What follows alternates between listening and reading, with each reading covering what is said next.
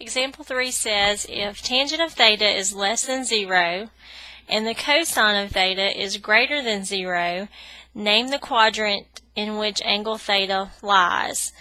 Okay, so if tangent of theta is less than 0, that means that tangent is negative. And if cosine is positive, we have to figure out which quadrant this angle would lie in. Okay, where is cosine positive?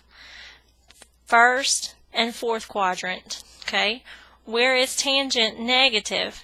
In the first quadrant, they're all positive. So in the fourth quadrant, tangent would be negative, cosine would be positive. So that would have to be the quadrant.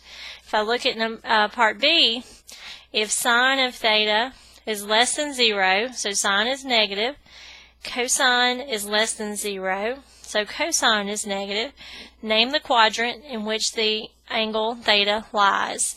Okay, sine and cosine are both negative. That's going to eliminate quadrant 1 because they're all positive.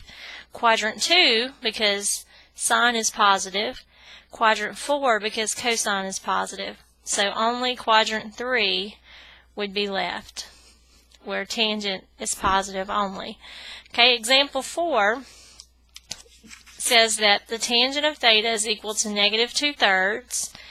The cosine is positive, greater than 0.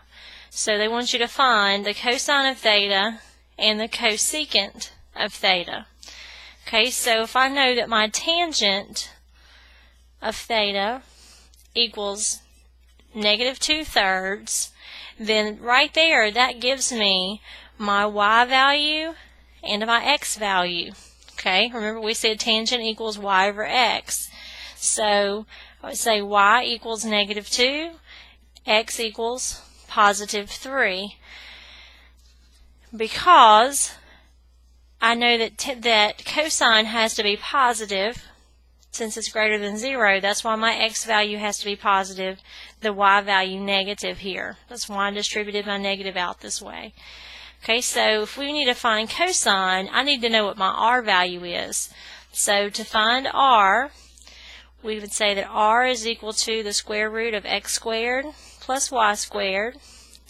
So r would equal the square root of 3 squared plus negative 2 squared. So that would be the square root of 9 plus 4, the square root of 13. Then I can find cosine. Cosine of theta equals x over r. So that would be 3 over the square root of 13. And then we have to rationalize. So 3 square roots of 13 over 13 would be my cosine. Okay, cosecant. Remember, cosecant is the reciprocal of sine. So sine is y over r. That means cosecant would be r over y. So my r value is the square root of 13, and my y value is negative 2. So negative square root of 13 over 2 would be the cosecant.